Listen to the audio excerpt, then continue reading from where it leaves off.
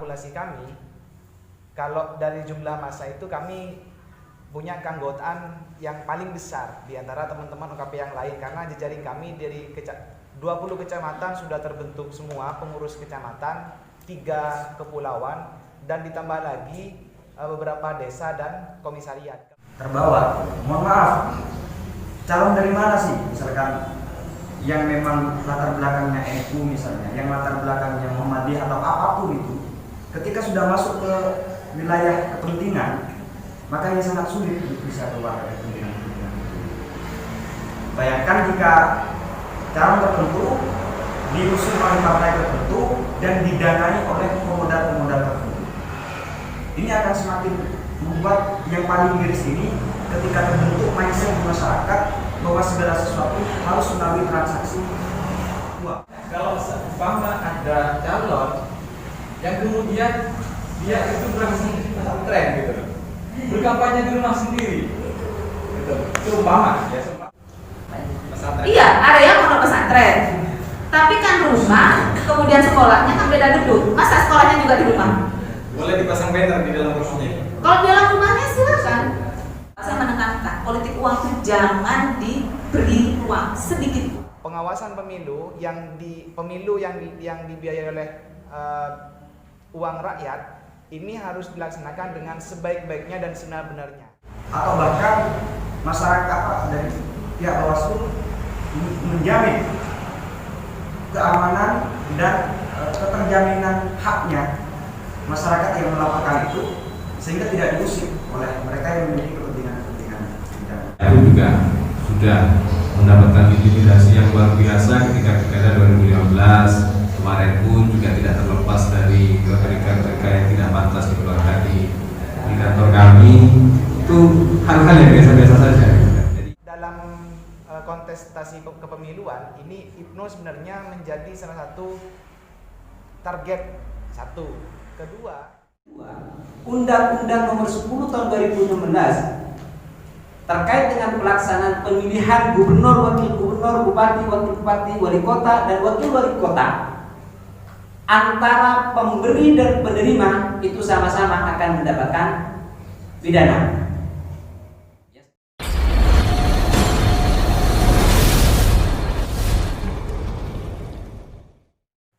Terbawa, mohon maaf, calon dari mana sih misalkan yang memang latar belakangnya NU misalnya, yang latar belakangnya Muhammadiyah atau apapun itu, ketika sudah masuk ke wilayah kepentingan, maka ini sangat sulit untuk bisa keluar dari kepentingan-kepentingan itu.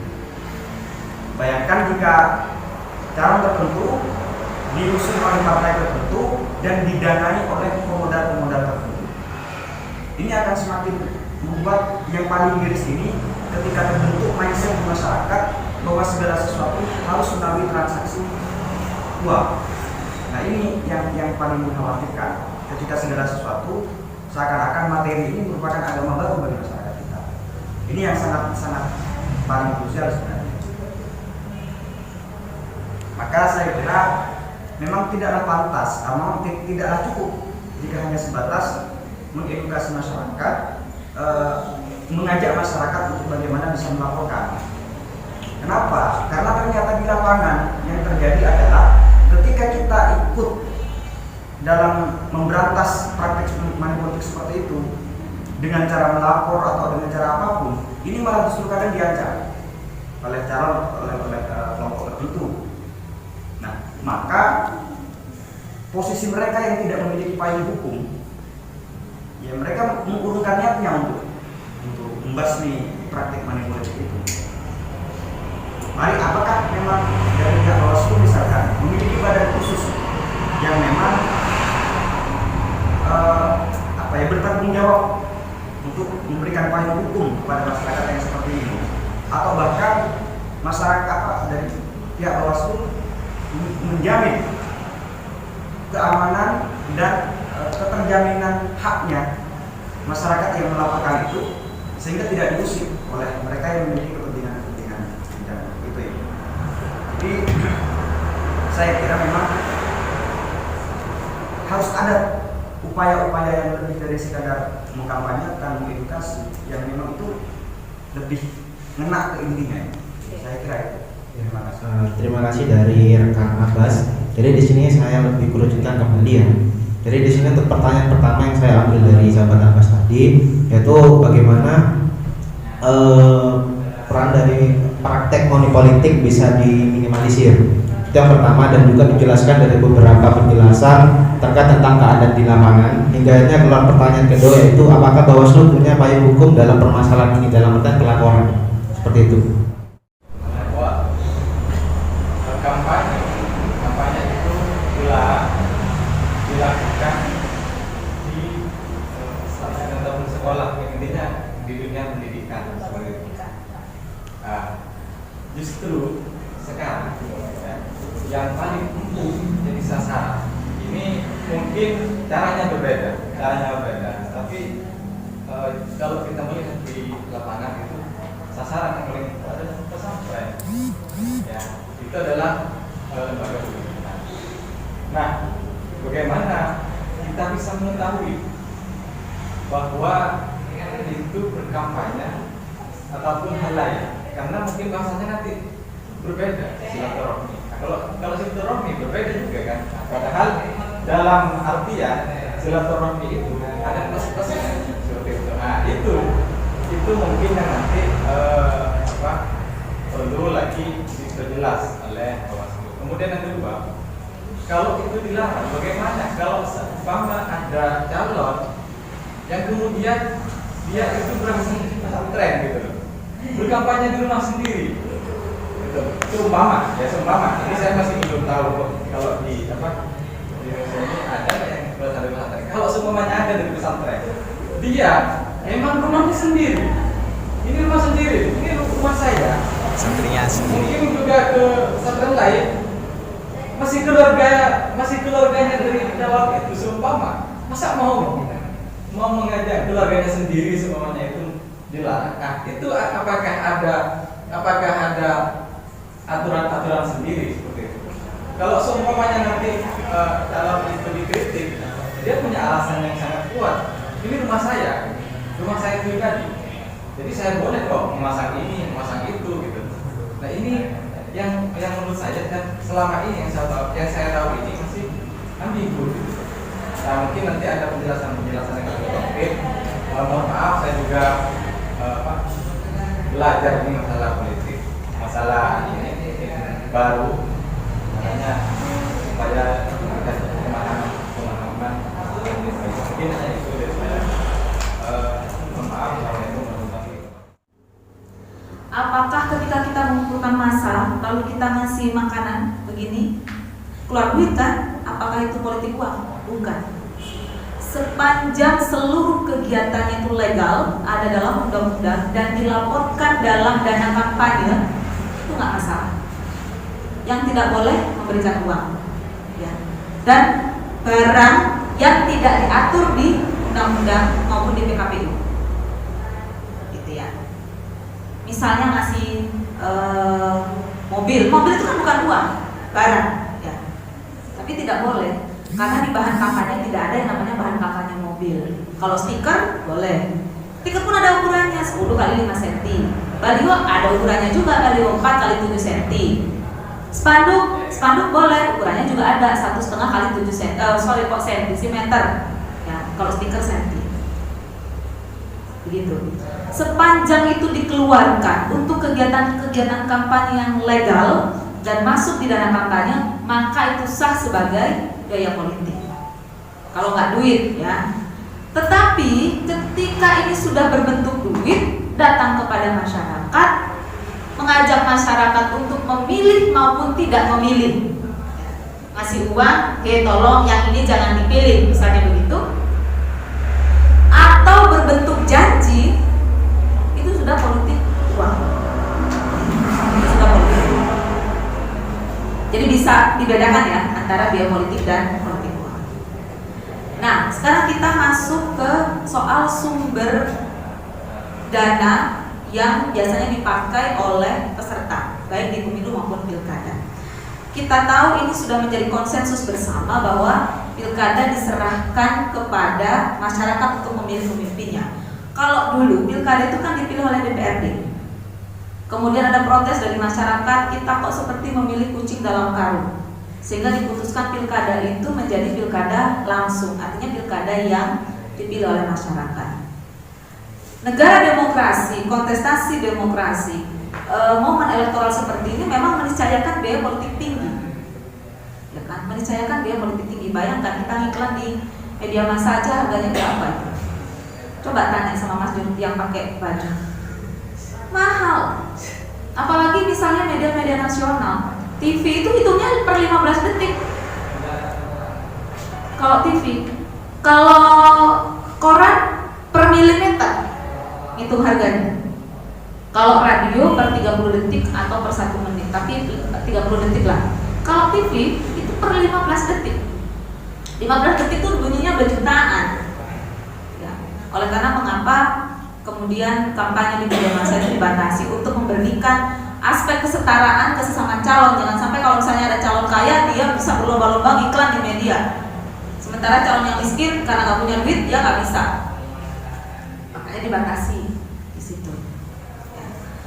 Jadi demokrasi kita, transisi kepemimpinan kita, momen elektoral ini memang meniscayakan biaya politik tinggi.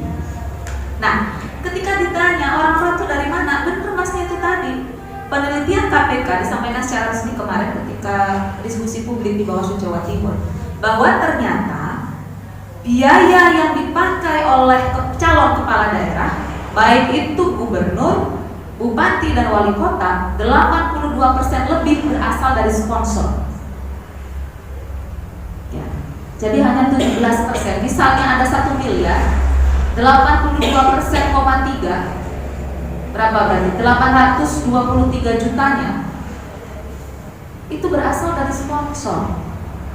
Sisanya berasal dari nama pribadi. Jadi memang lebih banyak dibayar oleh sponsor berdasarkan hasil penelitian KPK yang dirilis secara resmi kemarin di Bawaslu Jawa Timur. Lalu apa yang diharapkan oleh sponsor? Ternyata sponsor itu memang berharap nanti kalau terpilih dia itu bisa ikut tender proyek, dia itu bisa ikut berbisnis lah, ikut berbisnis di roda pemerintahan, misalnya Sumenep. Dia dijamin keamanannya ketika kerja di sini, kerja proyek ya. Dan jawaban si calon apa? 83% menjawab ya, nyanggupi. Penelitian KPK. Jadi 82% duitnya itu berasal dari sponsor. Sponsornya berharap itu ada imbal balik ketika dia terpilih jadi bupati misalnya. Dan bupatinya ini 83% mengiyakan. Ya.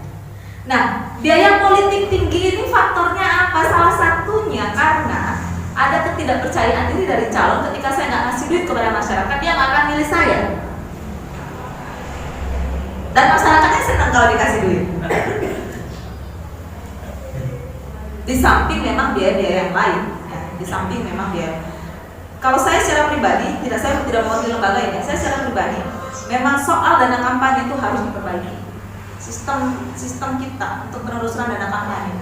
Karena Bawaslu sebagai pengawas itu hanya sepertinya melihat secara administratif saja laporan dana kampanye. Ada laporan awal dana kampanye, ada laporan penerimaan sumbangan dana kampanye. Nah, saya bicara soal sumbangan itu nanti juga jadi ini ya, jadi diskusi sendiri. Laporan penerimaan dan pengeluaran dana kampanye itu kan harus dilaporkan semua. KPU punya sistemnya, sistem informasi dana kampanye. Tapi kita nggak boleh mengaudit. Yang mengaudit siapa? Kantor akuntan publik yang ditunjuk oleh KPU. Gitu ya. Bawaslu itu hanya administratif. Oke, dia sudah laporan dana kampanye. Seperti itu. Nggak bisa kita mengaudit sampai dalam-dalamnya itu, nggak bisa. Yang bisa barangkali PPATK itu mungkin bisa nanti ya. PPATK, KPK. Penelusuran sederhana ya bisa kita lakukan. Katakanlah ada seseorang menyumbang, tapi kan begini, ketika ada nama seseorang kita klarifikasi ternyata dia tukang becak nyumbang 50 juta. Dalam pikiran kita tuh nggak mungkin ini tukang becak nyumbang 50 juta. Dalam pikiran kita kan nggak mungkin. Itu pernah terjadi di pilkada 2015 ketika ditelusuri tukang becak nyumbang 50 juta. Menurut kita nggak mungkin kan, tetapi dia mengakui iya saya nyumbang 50 juta. Nah, kita mau apa? ya. Paling kurang kita kemudian curiga, jangan-jangan ini namanya hanya dicatut, kan begitu. Tapi duitnya berasal dari orang lain. Paling hanya seudon kita, kan begitu. Itu soal dana kampanye. Soal sumbangan dana kampanye. Ini dia mengapa saya menekankan politik uang itu jangan diberi ruang sedikit pun. Dulu laporan penerimaan dana kampanye itu batasannya minim sekali. 25 juta atau 25 miliar ya, saya lupa. Dan maksimal 50 miliar. Sekarang ketika musim pemilu dan pilpres kemarin, orang boleh nyumbang itu dinaikkan jadi 500 miliar kalau itu dari badan. Kalau dari pribadi seseorang 250 miliar. Yang bikin undang-undang siapa? DPR sama presiden. Jadi dia membuka peluang sponsor untuk masuk, dan ini kalau untuk aktivis anti korupsi bilang ini korupsi yang dilegalkan oleh undang-undang.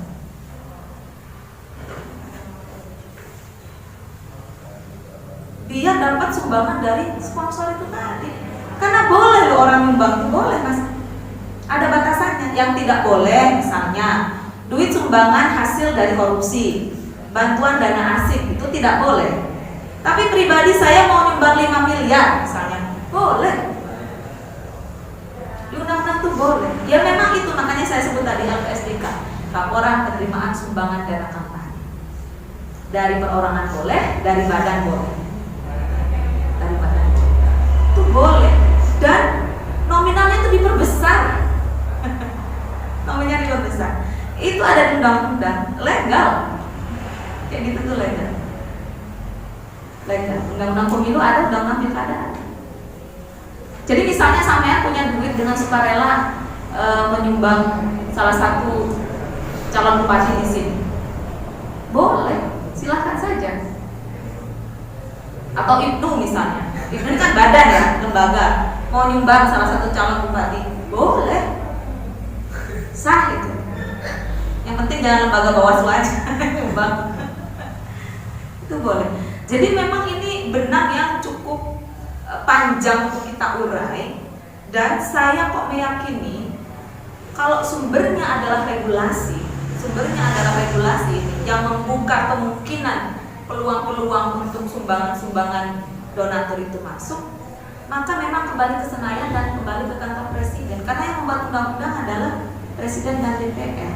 Oleh karena itu kenapa di awal saya tadi langsung membuka, mau nggak terima duit? Mau ternyata. Mau ternyata. Gitu kan.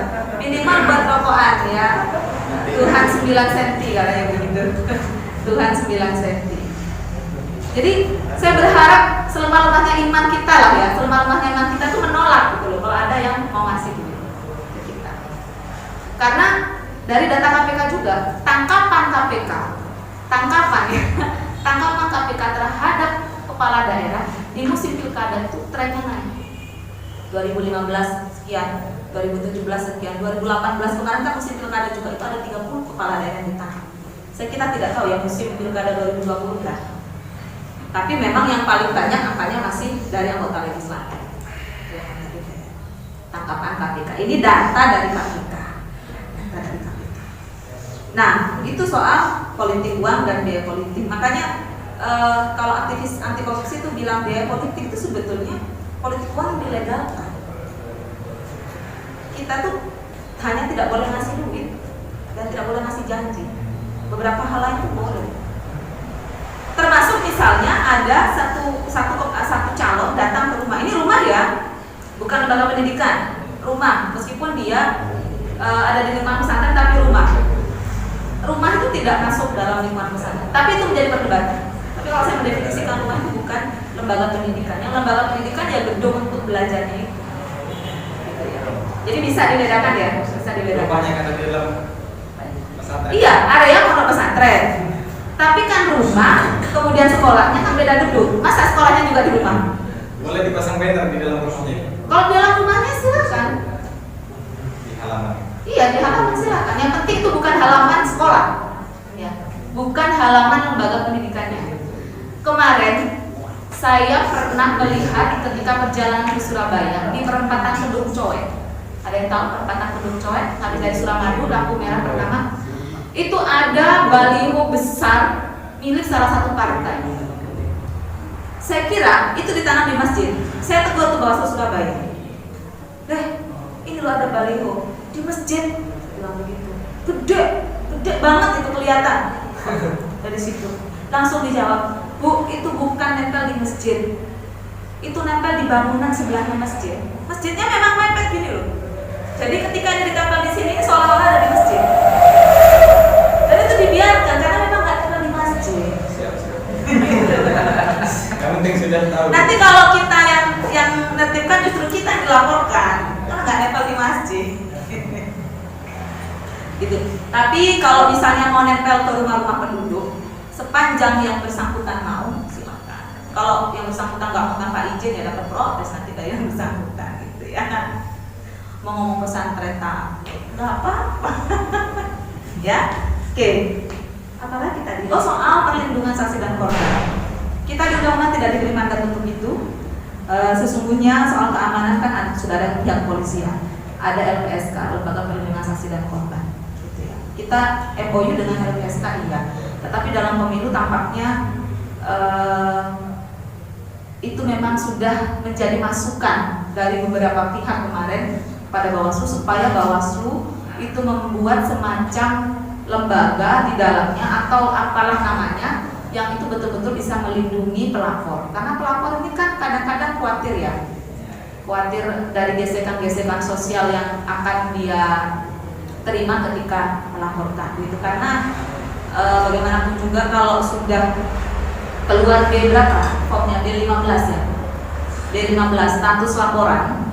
Kalau misalnya ada yang sampai lapor ke Bawaslu, itu kan Bawaslu harus menyampaikan ke publik status laporannya itu bagaimana akhirnya, dan ada jangka waktunya kan, dan diumumkan di papan pengumuman Bawaslu atau di websitenya Bawaslu. Itu muncul kan ya, muncul nama pelapor dan terlapor, dan harus iya enggak, maksudnya kan tetap muncul itu, sehingga karena memang tata caranya begitu, kita ini kan harus mempertanggungjawabkan kepada publik soalnya ya. Begitu ada terlapor, saya misalnya dilaporkan atau Mas Nuris ini dilaporkan oleh Nuris yang satunya. Masnya melaporkan Mas Nuris ini. Mas Nuris ini saya proses. Kemudian saya umumkan bahwa Mas Nuris ini bersalah, akan ditindaklanjuti ke Gakumdu misalnya begitu. Nah, khawatirnya itu menimbulkan fitnah, yang laporan ini siapa, kan harus jelas bahwa memang ada laporan sehingga Bawaslu menindaklanjuti itu. Soal ketakutan-ketakutan itu memang di dunia politik ini gesekannya lumayan ya. Beda pilihan aja, kalau kita tahu ada beda pilihan aja, kita harus hati-hati betul. Makanya pemilu pilkada sifatnya luber jurdil, langsung, umum, bebas, rahasia. Rahasia itu artinya hanya kita dan Tuhan, juga malaikat yang tahu. Penyelenggara, teman-teman kita di ranjang pun kan nggak boleh tahu. Sebetulnya, kecuali kita dengan sukarela memberitahukan, mendeklarasikan pilihan kita. Itu yang konsekuensinya harus kita tanggung sendiri. Begitu Mas, terima kasih. Lanjut ke sini ya. Jadi kalau bicara secara kelembagaan, memang kita tidak diberi mandat untuk mengurusi siapa yang memberikan modal, ya, siapa yang akan mengikuti kontes. Semampang itu memenuhi persyaratan yang sudah disyaratkan oleh undang-undang, disyaratkan oleh PKPU, maka itulah yang akan kita kawal sampai selesai. Tapi kalau bicara soal pribadi, Mas 16 ya, 16 Rowi, beberapa kali pernah berdiskusi dengan ikuti diskusi, bahkan dengan yang KPK kemarin itu sudah diskusi semacam itu. Artinya kita sebagai lembaga pengawas pemilu itu hanya mampu memberikan support, memberikan semangat kepada seluruh masyarakat agar berperilaku aktif menyampaikan pelanggaran-pelanggaran yang ada. Jadi kalau semisal ada calon yang ada taipan, ada pengusaha, ada siapapun backgroundnya yang memang kira-kira menurut kekayaan dan sebagainya, itu adalah bagian tanggung jawab teman-teman sekalian gitu kan, untuk memilih berdasarkan hati nurani. Kenapa kita itu mendorong untuk tidak tergoda terhadap money politik? Karena di antaranya adalah faktor-faktor yang seperti disampaikan tadi. Mengenai pelapor pelapor itu ketika menyampaikan laporan kepada Bawaslu, maka kami pastikan identitas pelapor itu kita rahasiakan. Apalagi kalau ada permintaan khusus. Jadi jelas kita akan merahasiakan siapa yang melakukan apapun itu bentuk pelanggarannya, karena dikhawatirkan ada tekanan-tekanan, intimidasi dan sebagainya. Itu bagi aktivis menurut saya hal yang lumrah, jadi bukan barang baru dan perlu ditakuti. Saya pun juga sudah mendapatkan intimidasi yang luar biasa ketika pilkada 2015. Kemarin pun juga tidak terlepas dari rekan-rekan yang tidak pantas dikeluarkan di kantor kami. Itu hal-hal yang biasa-biasa saja. Jadi belajar mendemo, belajar juga untuk demo gitu kan. Jadi itu hal-hal yang biasa, dan pihak kepolisian pun sudah pasti akan memberikan pengamanan yang maksimal menurut saya, termasuk juga ada lembaga perlindungan saksi dan korban gitu kan, kalau merasa jiwanya terancam dari pelapor tersebut. Jadi Mas 15, saya yakin nggak perlu takut lah kalau ada pelanggaran gitu. Dan kita pun di Bawaslu pasti akan membackup tersebut.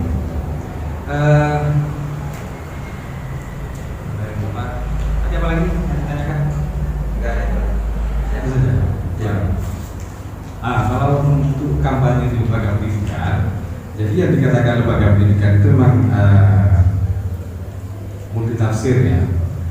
Menurut saya multitafsir, cuman sedikit begini. Yang dikatakan lembaga pendidikan itu bukan kemudian semuanya itu ketika ada satu lingkup pesantren itu digeneralisir semuanya dengan lingkup pendidikan. Pengasuh itu ada ruang khusus, ruang privat pengasuh yang itu sama sekali tidak berhubungan dengan dunia pendidikan yang kita punya. Pengalaman kami di 2019 ya, itu ada beberapa lembaga pondok pesantren yang didatangkan salah satu bakal calon presiden. Jadi kita wanti-wanti, kita datangi itu. Ya ini sungguhnya kan dalam tanda kutip adalah kecerdasan tim mereka gitu kan, untuk menyiasat itu. Tapi kita sebagai lembaga yang pegangannya adalah undang-undang, maka kita mau tidak mau harus patuh terhadap undang-undang tersebut. Karena bunyinya dan tidak boleh melaksanakan kampanye itu adalah lembaga pendidikan, lembaga tempat ibadah, kan? Kemudian lembaga pelayanan masyarakat seperti puskesmas dan sebagainya, atau ruang-ruang publik yang itu diatur oleh Pergub para peraturan bupati. Jadi ketika seseorang sowan kepada pengasuh, ya di mana pengasuh itu kan adalah masyarakat juga, dan dia punya hak untuk menyalurkan aspirasi politiknya, baik dia secara langsung ataupun secara tidak langsung. Dan ini yang kemudian ya kalau kita bicara soal di luar peraturan undang-undangan mungkin ya iyalah, kenapa pengasuh A, B, C masih menerima gitu. Itu kan undang-undang memang tidak apa-apa sebenarnya. Yang tidak diperbolehkan adalah ketika masuk lembaga pendidikan, masuk kampus, masuk sekolah, itu yang tidak diperbolehkan melaksanakan kampanye, menawarkan dirinya, menyampaikan visi-misi dan ajakan dan lain sebagainya, itu yang tidak diperbolehkan dalam lembaga pendidikan. Kalau di pengasuhnya, ini kan sudah konteks yang memang harus dipisahkan antara pengasuh dengan lembaga pendidikan tersebut. Itu. Jadi itu dari saya. Pak Imam.